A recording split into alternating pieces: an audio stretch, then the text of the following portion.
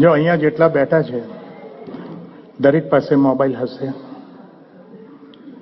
દરેક પાસે મોબાઈલ હશે ને એમાં વોટ્સઅપ એટલે જે દાટ વાળ્યો છે.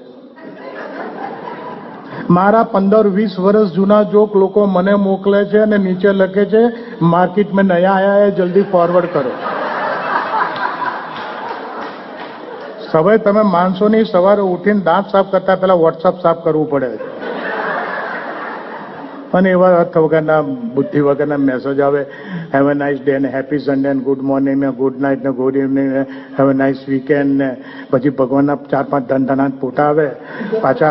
પાછા કોઈ પ્રોફેસર કે શિક્ષક હોય તો આખા નિબંધો મોકલે, વાંચીને થાકી જાય, પછી તો આગળ આવે રીડ મોર. રીડ મોર તો દબાવવાનું જ નહીં, સીધું ડિલીટ જ મારી દેવાનું. પછી કોઈ પ્રેમમાં નિષ્ફળ ગયો 4-5 શાયરીઓ ગાલે, પાછા 1-2 ભગવાનના ફોટા આવે, એ પછી ત્યાં ધડ કરતો સની લિયોનનો ફોટો આવે. આપણે ફોનને ગંગાજળ છાટવું પડે એવો થઈ જાય. પણ અમેરિકા છેલ્લા 10 વર્ષથી હું જઉં છું. મને અમેરિકાની એક વસ્તુ બહુ ગમે છે તાનું, અને હવે જો અમારે અહીંયા લંડનમાં આવી ગયું છે, યુકેમાં આવી ગયું છે અને ઇન્ડિયામાં આવી ગયું છે, અને તે છે જીપીએસ. તમે અહીંયા ટોમ કહો છો, દરેકની ગાડીમાં હોય. નવી ગાડીમાં બિલ્ટ ઇન આવે છે, જૂની ગાડીમાં $150 થી $500 લઈને સામે ચોંટાડવું પડે. અને દરેક ઇન્ડિયનની ગાડીમાં, એમાંય સાહેબ અહીં બેઠા છે બધા ગુજરાતી, દરેક ગુજરાતીની ગાડીમાં ભાનુભાઈ 2 જીપીએસ હોય છે. એક સામે ચોંટાડેલું, એક બાજુ બેહાડેલું.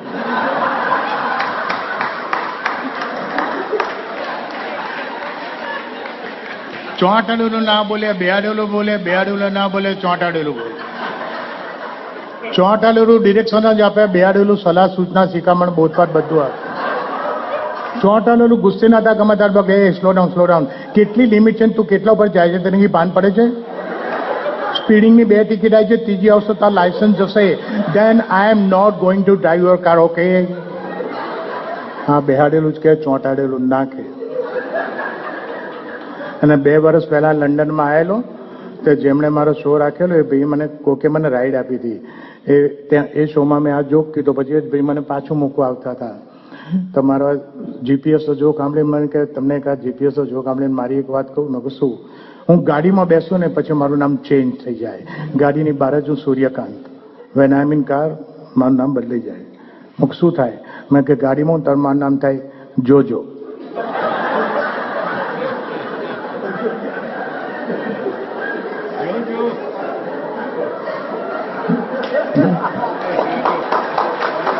Thank you.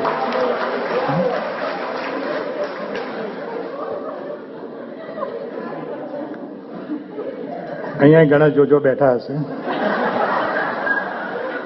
અહીંયા જોજો જ હશે. કોઈ યંગ ક્રાઉડ હોય ને તેમાં જોજે હોય. અને અમદાવાદમાં જીપીએસ આવી ગયું છે. હમણાં મારે ફ્રેન્ડે કીધું, મેં કોઈ એનું લાઈફ બહુ લાંબી નથી. અમદાવાદના જીપીએસ ભલે હોળી જોઈએ, દિવાળી નહીં જોઈએ.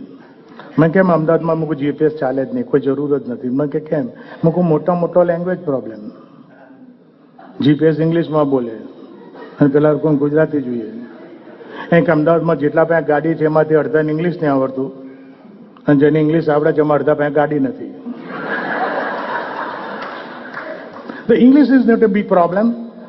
શું ચાઇનાનું જીપીએસ ઇંગ્લિશમાં હશે? મેક્સિકોનું જીપીએસ ઇંગ્લિશમાં હશે? ના, પેલું સ્પેનિશમાં હશે, પેલું ચાઇનીઝમાં હશે. તો અમદાવાદનું જીપીએસ ગુજરાતીમાં ના થાય? થાય. તોય મોટો પ્રોબ્લેમ થાય.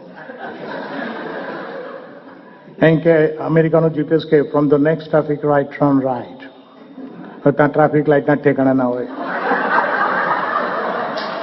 કોઈ ટ્રકે ઉડાડ્યો 15 દાડા સુધી બીજી ફીટ ના થાય.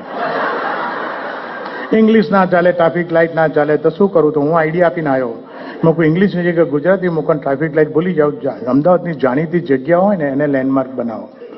માન લો એક જીપીએસ તૈયાર થઈ ગયું, તમારી ગાડીમાં ફિટ કરી દીધું, ગાડી ઓન કરો એટલે તરત જીપીએસ કહેશે જય શ્રી કૃષ્ણ. 1000 મીટર આગળ જઈને દાસ ખમણથી જમણી બાજુ વળો. બીજા 500 મીટર આગળ જઈને ઝવેરી એન્ડ કંપનીથી ડાબી બાજુ વળો. બીજા 700 મીટર આગળ જઈને રાયપુર ભજીયા હાઉસથી જમણી બાજુ વળો. અને બીજા 800 મીટર આગળ જઈને જેડ બ્લુથી જમણી બાજુ વળો. હવે અમેરિકન જીપીએસને તમને કીધું કે from the next traffic light turn right, તમે ભૂલથી ટર્ન લેફ્ટ લઈ લીધું તો જીપીએસ તરફ કહેશે રીકેલ્ક્યુલેટિંગ તમને સાચા રૂટ ઉપર લાવે. અમદાવાદના જીપીએસ તમને કીધું કે 800 મીટર આગળ જઈને જેડ બ્લુથી જમણી બાજુ વળો, તમે ભૂલથી ડાબી બાજુ વળ્યા.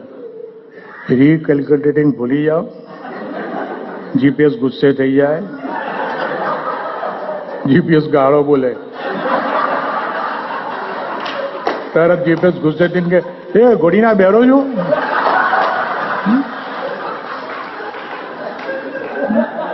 હું તારા બાપાનો નોકર છું, બધું બોલ બોલ કરું. ડાબા જમણા બારને માં પરિણામ ગાડી લઈ નીકળ્યો છું. ચલ ખૂણો મૂકીને રિક્ષામાં જતો, ચલ હેન્ડ.